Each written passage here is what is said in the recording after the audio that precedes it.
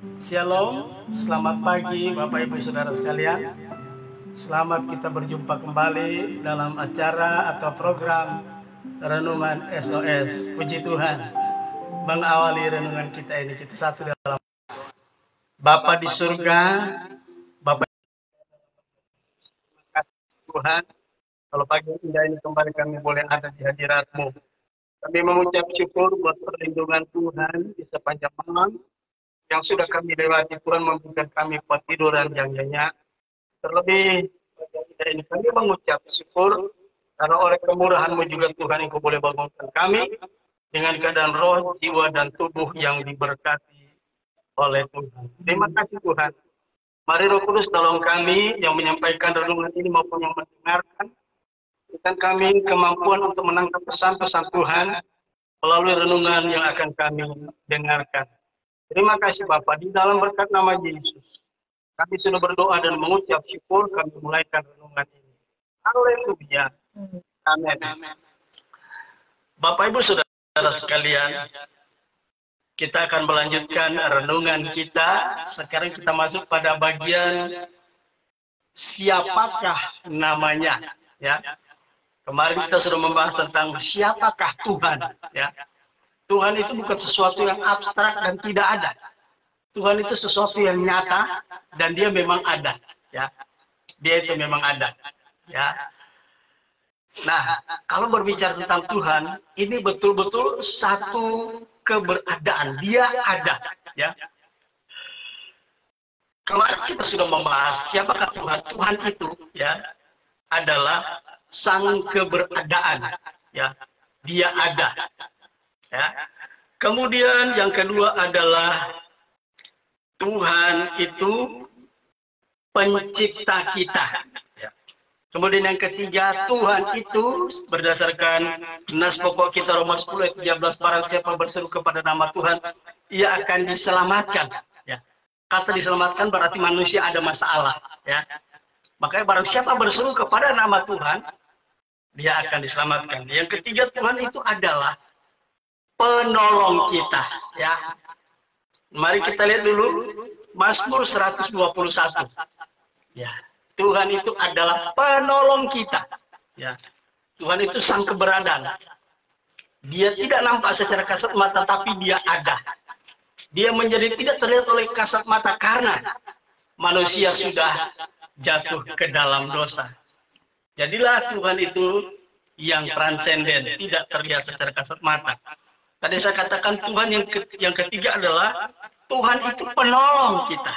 Mazmur 121 ayat 1 sampai ayat yang ke seterusnya ya sampai ayat yang ke-8.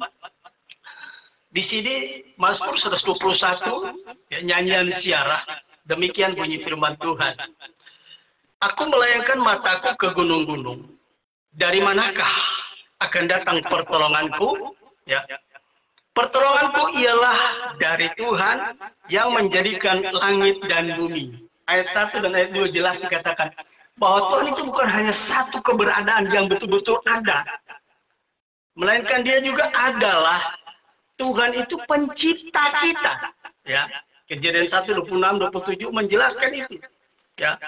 Di sana di dawan sidang ilahi ya, yang terjadi di sorga, Tuhan mengatakan, baiklah mari kita menjadikan manusia menurut gambar dan rupa kita. Jadi Tuhan itu pencipta kita.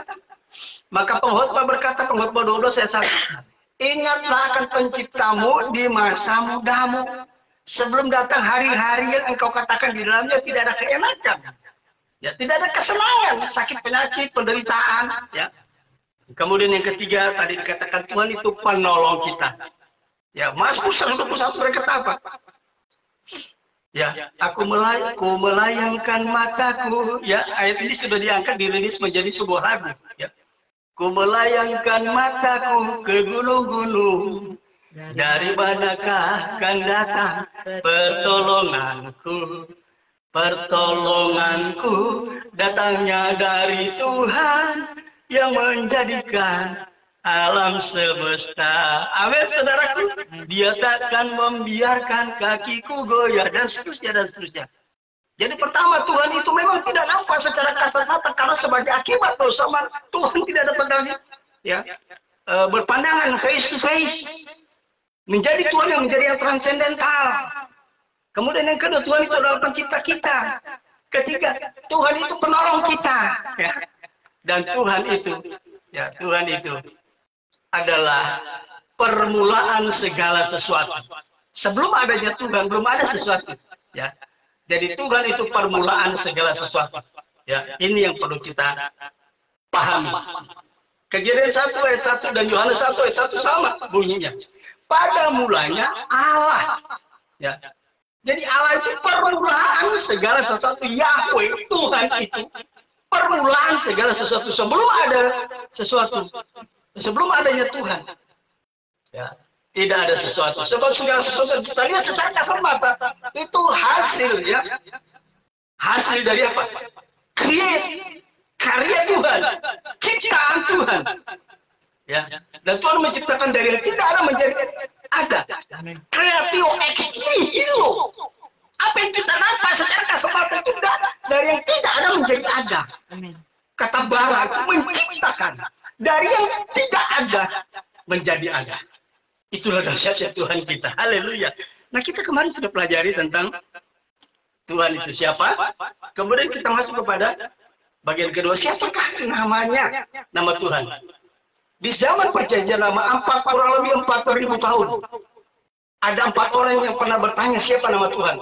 Tapi kesemuanya dari keempat orang ini tidak mendapatkan jawaban sesuai dengan harapan yang mereka harapkan. Sekarang kita masuk orang ketiga tadi adalah Manoah. Manoah adalah ayah daripada Simson. Ya, apa yang terjadi? Malaikat Tuhan, Manoah bertanya demikian. Ya, siapakah? Ya, ayat yang ke-17, Hakim-Hakim 13, saya bacakan.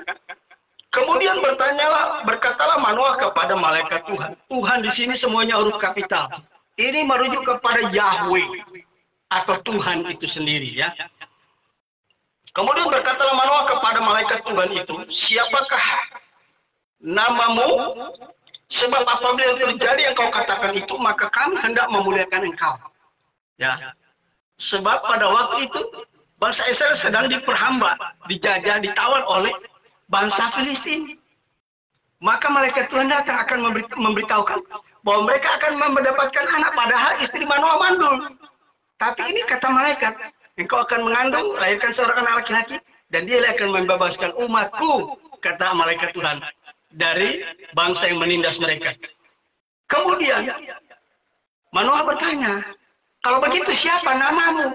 Supaya nanti apabila yang terjadi yang kau katakan, kami akan memuliakan engkau.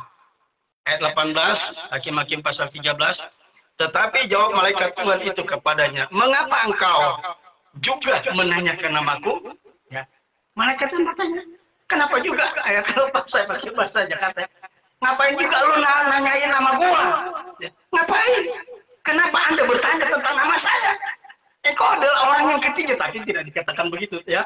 Tapi menurut sesuai bacaan ini, urut-urutannya, Yakub yang pernah menanya pertama, kedua Musa, yang ketiga Manoah. Kalau betul yang kau katakan, tolong sampaikan namamu siapa, supaya nanti ketika itu terjadi, istri yang mandul mendapatkan anak, mereka akan memuliakan dia, memuliakan Yahweh. Tetapi Yahweh berkata, ya, mengapa engkau juga menanyakan namaku? Bukankah nama itu ajaib? Ada lagu yang berkata, Yesus ajaib, Tuhanku ajaib. Haleluya, haleluya saudara. Kasihnya ajaib bagiku. Ya, Yesus itu ajaib, Tuhan kita itu ajaib. Ajaib, ajaib, ajaib, ajaiblah Tuhanku. Ajaib, ajaib, ajaib, ajaiblah dia sungguh. Besarlah rahmatnya, heranlah kuasanya. Ajaiblah engkau Tuhan. Ajaib, ajaib. Orang yang ketiga yang pernah menanyakan siapa nama Tuhan, nama Yahweh, adalah Manoah. Tapi Tuhan tidak memberitahukan siapa namanya. Tuhan bilang, lu tahu kagak? Nama gua ajaib loh. Gak sembarang. Makanya ketika Taurat diberikan oleh Musa, oleh Tuhan melalui Musa, hukum yang pertama, apa? Jangan padamu ada ilah lain di hadapanku. Nama Tuhan itu ajaib. Makanya selama kurang lebih 4.000 tahun lamanya, nama diri daripada Yahweh, nama diri daripada Tuhan tidak diberitahukan kepada siapapun. Orang yang terakhir di zaman perjanjian lama yang bertanya siapa nama Tuhan adalah Agur bin Yake. Ya, kita baca Amsal 30 ayat yang keempat. Agur bin Yake. Ini orang yang keempat yang menanyakan nama Tuhan itu siapa. Tapi apakah ya dia sebenarnya bukan bertanya kepada Tuhan langsung, tapi Agur bin Yake bertanya kepada Tuhan melalui Amsal yang ditulisnya. Amsal 30 adalah Amsal yang ditulis oleh Agur bin Yake. Saya baca ayat pertama, ya. Perkataan Agur bin Yake dari Masa. Ternyata Agur bin Yake ini adalah orang berasal dari Masa. Ayat yang keempat, saya bacakan. Saya lompat pada ayat yang keempat. Ada 6 pertanyaan yang dituangkan dalam Amsalnya. Pertama adalah, siapakah yang naik ke surga lalu turun? Dia tanya. Siapakah yang pernah naik ke surga lalu turun? Nah, itu pertanyaan pertama. Yang kedua, ya. Siapakah yang telah mengumpulkan angin dalam genggamnya? Saudara, mari kita pakai logika kita. Adakah manusia yang pernah melihat angin? Enggak pernah ada. Adakah manusia yang pernah menggenggam angin? Dahsyat enggak? Pertanyaan Agur bin Yake ini perlu jawaban. Ya, tapi belum waktunya saya akan membahas tentang pasal 4 ini, ayat 4 dari Amsal 30 ini. Tapi saya akan lanjutkan. Pertanyaan yang ketiga daripada Agur bin Yake yang dia tuangkan dalam Amsalnya. Pertanyaan yang ketiga. Siapakah yang telah membungkus air dengan kain? Pernahkah ada orang membungkus air dengan kain? Saudara, kita lihat Allah kita mampu melakukan. Kita lihat air yang beratnya berton-ton dapat dibawa ke sana kemari oleh angin. Saya kalau lihat awan-awan mulai gelap, saya katakan kepada istri saya, "Ma, lihat yuk, kita dalam perjalanan ini kita lihat nih. Kalau kita, ya istri saya suka bilang, kita seringkali siang hari ditudungi dengan awan supaya kita nggak kepanasan dalam perjalanan. Sebab saya dan istri suka naik motor, saudara, kemana saja kami bepergian. Saya katakan, "Ma, lihat yuk, itu awan itu. Dahsyat nggak Tuhan kita? Itu air bertonton beratnya, bisa dibawa kemana-mana oleh angin, ya oleh awan yang ditiup angin." Nah, di sini Agur bin Yake bertanya, siapa yang telah membungkus air dengan kain? Cuma Tuhan yang mampu membuat awan itu mampu membawa ke sana kemari air yang beratnya bertonton untuk dicurahkan ke satu tempat yang dikehendaki Tuhan. Dahsyat nggak Tuhan? Ya, awan itu bagaikan kain terhadap hujan atau bakal hujan yang akan turun. Ya. Kemudian ditanyakan yang kelima, pertanyaan yang kelima. Siapakah namanya? Kemudian pertanyaan yang keenam. Dan siapa nama anaknya? Ada 2 pribadi yang ditanya. Ya. Siapa namanya dan siapa nama anaknya?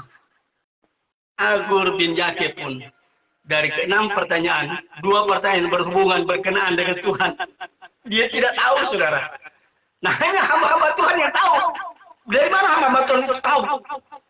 Bisa memberikan 6 jawaban dari pertanyaan Agur bin Yake.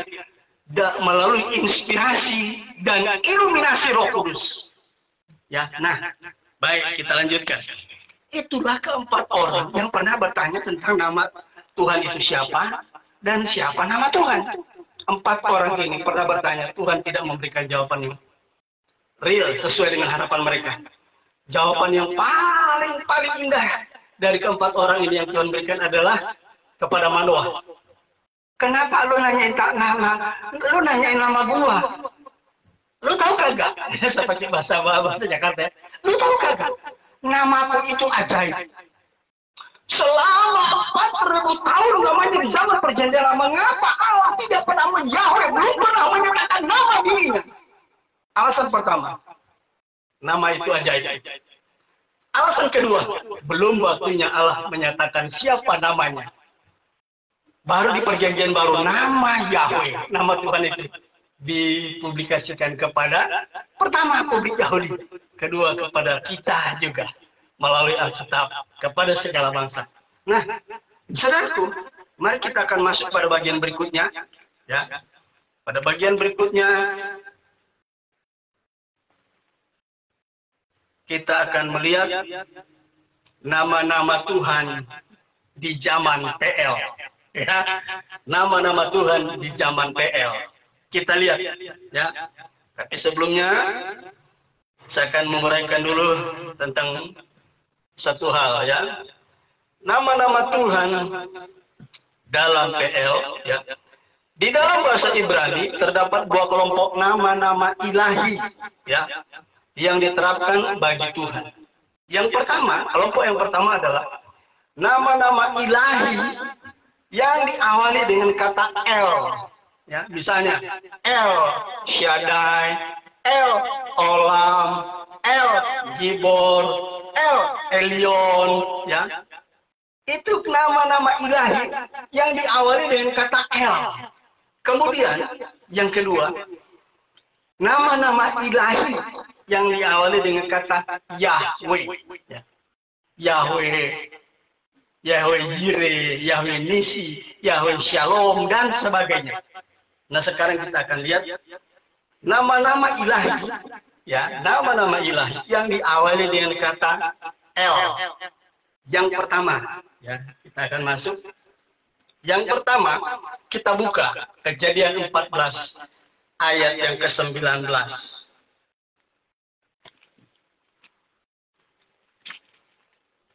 Kejadian 14 ayat yang ke-19 kita baca, ya. Perhatikan, saya akan bacakan. Kejadian 14 ayat yang ke-19, demikian bunyi firman Tuhan. Lalu ia memberkati Abram, katanya, diberkatilah kiranya Abram oleh Allah yang Maha Tinggi, pencipta langit dan bumi. Ya. Nama Allah, ya, nama Yahweh, nama ilahi yang diawali dengan kata El yang pertama yang kita akan pelajari adalah ucapan berkat, ya, yang diberikan oleh Melkisedek kepada Abram setelah dia menang dari peperangan melawan raja-raja di timur, di mana keponakannya juga tertawan. Begitu dia pulang dari kemenangan, memerangi raja-raja di timur yang telah membuat tertawan Lot, keponakannya, apa yang terjadi? Dia disongsong oleh raja Sodom, kemudian datanglah Melkisedek, imam Allah yang Maha Tinggi, memberikan roti dan anggur kepada Abram. Ya, dia belum bernama Abraham di situ. Dia baru bernama Abraham ketika dia nanti mendapatkan anak, ya. Apa terjadi? Melkisedek memberkati Abram. Dalam ucapan berkat dari Melkisedek, dia katakan apa tadi? Ya. Saya baca lagi. Lalu ia memberkati Abram, katanya, diberkatilah kiranya Abram, katanya. Lalu ia memberkati Abram, katanya, diberkatilah kiranya Abram oleh Allah yang Maha Tinggi, pencipta langit dan bumi. Saudaraku, nama Yahweh yang diawali dengan kata El di zaman perjanjian lama, pertama-tama yang mengucapkan itu adalah Melkisedek kepada Abram ketika dia diberkati. Allah yang Maha Tinggi ini adalah dalam bahasa Ibrani El, ya, El Elyon, Allah yang Maha Tinggi. Ya. Nah, saudaraku, El Elyon ini saya akan bacakan di sini, ya. Kata Allah yang Maha Tinggi yang diucapkan oleh Melkisedek ini ketika ia memberkati Abram, dalam bahasa Ibrani dipakai kata El Elyon, Allah yang Maha Tinggi. Ya. Apa makna kata El Elyon? Ya, ucapan berkat yang diberikan Melkisedek terhadap pribadi Abram. Ya. Perhatikan, ada 3 hal. Ya, ucapan berkat yang disampaikan Melkisedek kepada Abram itu ada 3 hal pesan Tuhan di situ. Pesan yang pertama, ya, Bersama dengan Tuhan, Abraham mampu melakukan perbuatan-perbuatan yang gagah perkasa. Ya. Bersama dengan Tuhan. Ya. Ini pesan daripada kata El Elyon yang diucapkan oleh Melkisedek kepada Abraham. Ada 3 hal yang Abraham mesti sadari. Ya, apa itu?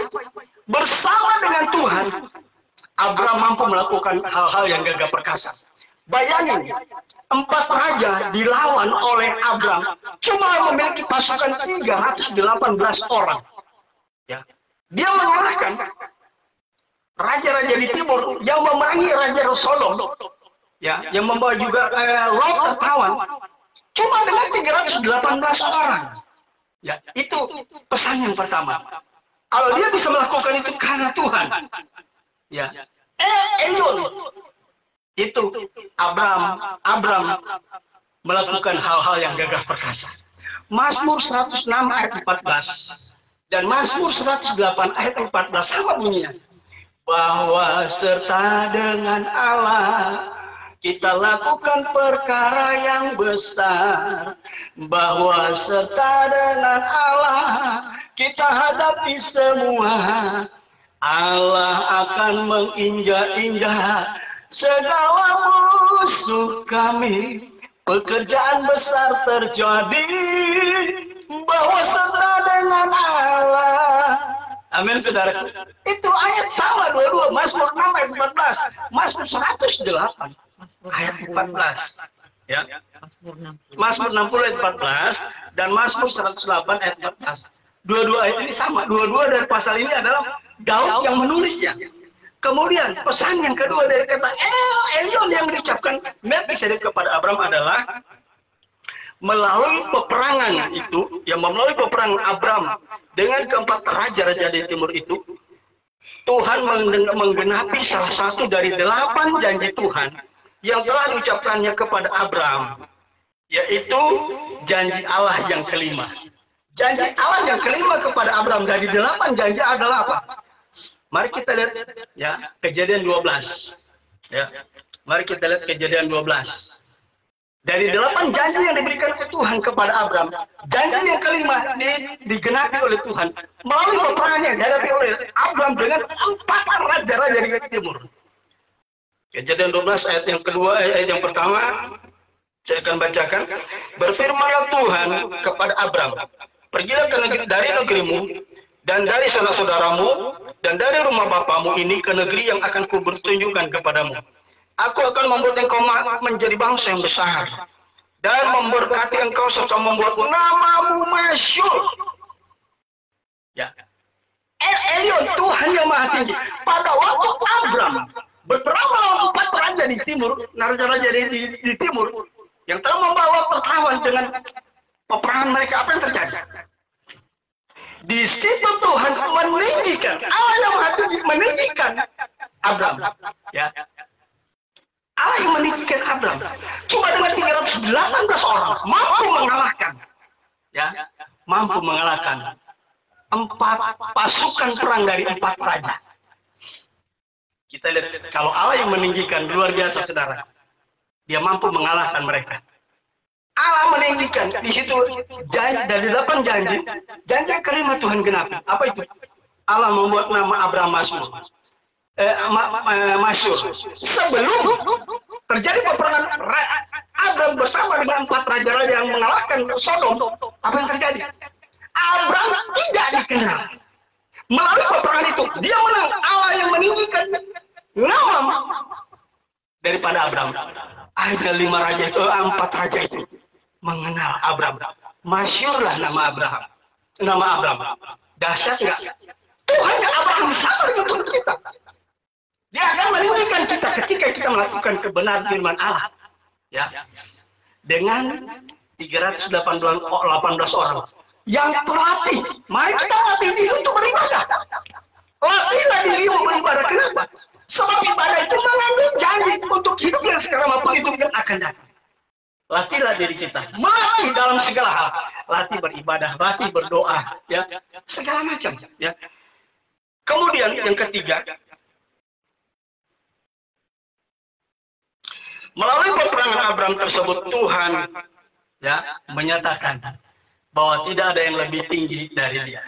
Saudara, apapun profesi saudara, ingat, apapun profesi saudara, El Elyon Tuhan kita itu mampu meninggikan kita. Ingat, apapun profesi saudara, ada saatnya Tuhan mempromosikan saudara melalui tempat di mana saudara bekerja. Promosi-promosi itu banyak. Kita sudah sekian lama bekerja, karena pundita kita baik, ya, kredibilitas kita baik, akan terjadi. Kita dapat promosi-promosi dari perusahaan di mana kita bekerja, instansi di mana kita bekerja. Kita naik pangkat lah, itu promosi dari Tuhan. Tuhan meninggikan. Amin. Kalau saudara bekerja di perusahaan, ada promosi dari perusahaan, terima, jangan tolak. Itu berarti saudara menolak. Tuhan meninggikan saudara. Berapa banyak orang seharusnya sudah berapa kali mau dipromosikan sama perusahaan, tapi dia tidak menerima promosi itu. Itu celaka, itu rugi sendiri. Sebenarnya Tuhan yang meninggikan kita, mempromosikan kita melalui di mana instansi, di mana perusahaan kita bekerja, mengabdikan hidup kita. Mari saudaraku, bukan cuma Abraham yang ditinggikan Tuhan, kita juga sebagai anak-anak Abraham secara iman, Tuhan siap meninggikan kita. Yang penting, latihlah hidup kita dalam berbagai hal.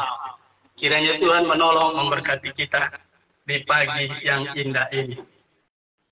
Sebelum kita akhiri dengan kita dengarkan satu pujian dari Tuhan.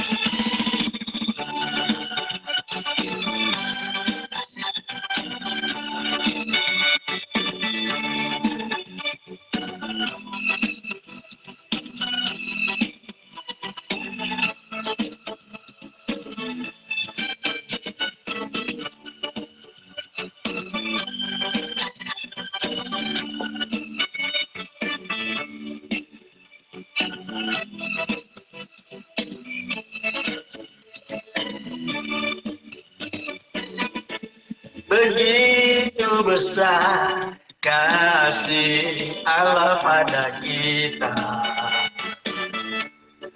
Berkatilah anak cucu kita di mana-mana. Tuhan berubah miskin dan menjadikan kaya. Yang merendahkan dan meninggikan juga. Berbahagialah bagi orang yang percaya. Anak cucunya pasti tidak akan meminta-minta, karena Allah menggenapi firman-Nya. Tiada yang mustahil bagi orang percaya. Haleluya. Saudara-saudaraku yang kekasih, Tuhan meninggikan Abraham melalui peperangan. Kita juga orang percaya hidup dari zaman menghadapi dua jenis peperangan. Peperangan secara jasmani dan peperangan secara rohani. Peperangan secara rohani kita bukan melawan darah dan daging, tapi roh jahat ada di udara, penguasa-penguasa, pemerintah-pemerintah yang ada di udara. Peperangan jasmani adalah kita memerangi, melawan kemiskinan. Kita memerangi sakit penyakit. Kita memerangi kesusahan. Kasih Allah pada kita. Berkatilah anak cucu kita di mana-mana. Tuhan mengubah miskin dan menjadikan kaya. Yang merendahkan dan meninggikan juga. Berbahagialah bagi orang yang percaya. Anak cucunya pasti tidak akan meminta-minta, karena Allah menggenapi firman-Nya. Tiada yang mustahil bagi orang percaya. Berbahagialah bagi orang yang percaya. Anak cucunya pasti tidak akan meminta-minta, karena Allah menggenapi firman-Nya. Tiada yang mustahil bagi orang percaya. Tiada yang mustahil bagi orang percaya. Haleluya, haleluya. Puji Tuhan. Itu satu di dalam doa. Bapa di surga, Bapa yang kami sembah dalam nama Yesus. Terima kasih Bapa. Kami bangga memiliki Elyon, Allah yang Maha Tinggi, yang mampu meninggikan kami, memberikan promosi-promosi dimanapun kami bekerja, dimanapun kami mengabdikan hidup ini. Dan Allah mampu memberikan kami kemenangan demi kemenangan belaka, kemenangan yang kami hadapi. Sungguh kami bangga memiliki Elyon, Allah yang Maha Tinggi. Hidup kami mampu diubahkan oleh Tuhan, dari miskin bisa menjadi kaya, dari tidak baik bisa menjadi baik, sebab Allah Elyon kami, Allah yang luar biasa. Terima kasih Bapak, meteraikan renungan firman Tuhan yang kita hidupkan kami oleh Roh Kudus, dan mampukan kami mengaplikasikan kebenaran ini dari hari lepas hari, khususnya hari ini, dari pagi sampai petang di dalam berkat nama Tuhan Yesus. Kami sudah berdoa dan mengucap syukur kepada-Mu. Haleluya. Amin. Tuhan, Bapak Ibu Saudara sekalian, sampai di sini renungan kita. Kita jumpa lagi besok pagi hari dengan renungan yang selanjutnya. Haleluya. Shalom.